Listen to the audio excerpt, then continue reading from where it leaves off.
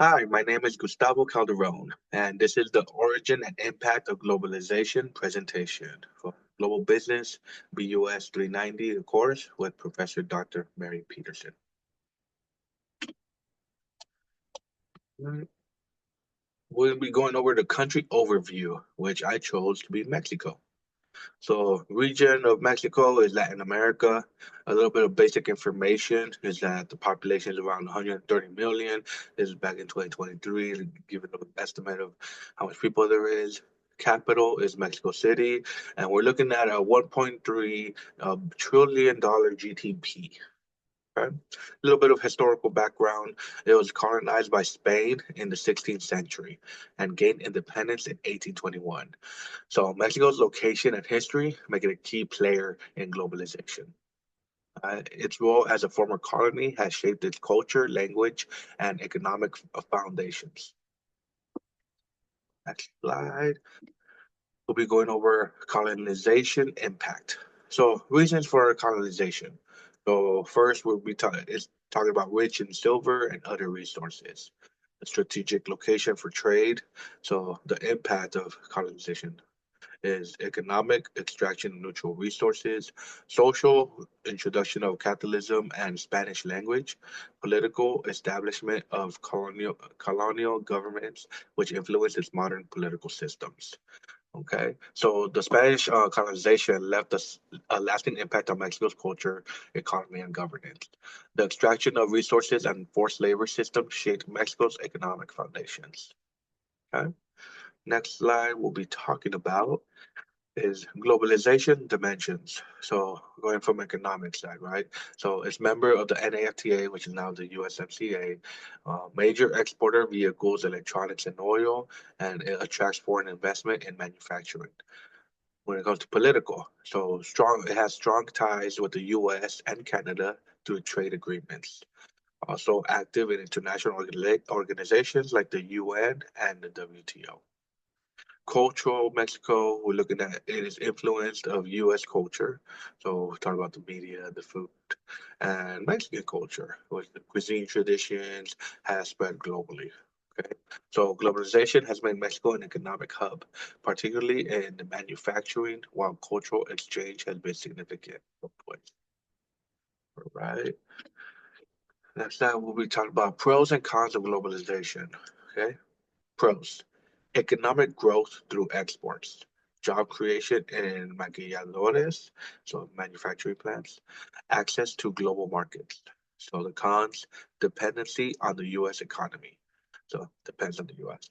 Environmental concerns from industrialization, wage inequality, and poor working conditions in factories.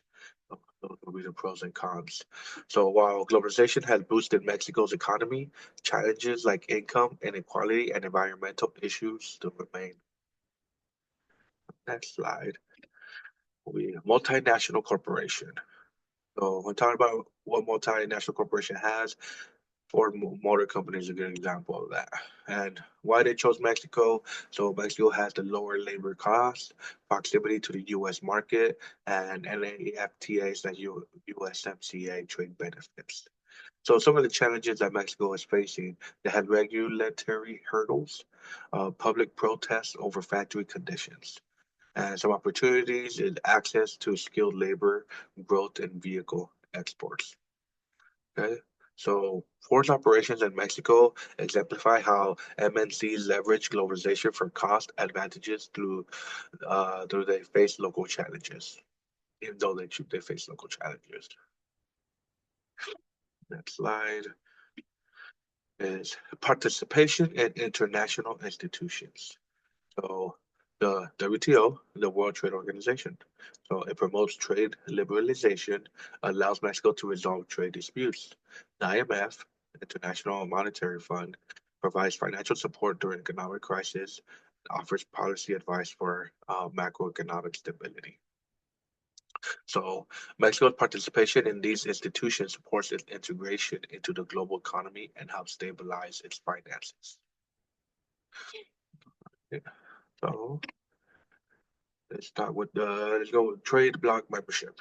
So the USMCA, United States Mexico Canada Agreement, has some key components, right? So elimination of tariffs on most goods, intellectual property protections, labor and environmental standards. So the impact. It boosts exports to the US and Canada and encourages investment in manufacturing. So going back to the USMCA, it has solidified Mexico's role as a key trade partner, especially in manufacturing and agriculture. Some trade statistics. So we're going over major export goods. Vehicles, electronics, oil, and agriculture products are major export goods. Some major import goods are machinery, equipment, and chemicals.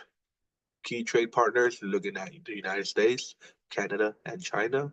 And the exchange rate impact, so fluctuates in the peso dollar exchange rate significantly affect trade cost and competitiveness. All right, so the U.S. is Mexico's largest trading partner, and exchange rate stability is crucial for maintaining strong trade relationships. Conclusion to this PowerPoint is why I chose Mexico. So its strategic location and role in globalization make it an intriguing case study. So fun fact I didn't even know until I actually looked into Mexico is that it's home of the world's largest pyramid. So the Great Pyramid of Cholula, which is everybody knows that the Great Pyramid of Giza is probably the biggest pyramid people know about, but no, it's the Great Pyramid of Cholula. So, in summary, Mexico's participation in globalization has driven economic growth while presenting challenges like inequality and environmental concerns. So, Mexico's dynamic role in globalization, shaped by its history, trade, relationships, and cultural exchange, makes it a fascinating country to study. So, another fun fact, I also have a whole family in Mexico, so that's why I also chose to be more into this, do a little bit of background history of Mexico, where my parents came, and just find out finances and everything that's going on in that country too. So thank you very much. I have my reference. I'm sorry, my references here, and this is where I got all my information. Any questions? Let me know. Um, how you can reach me through email. Thank you. Have a good day.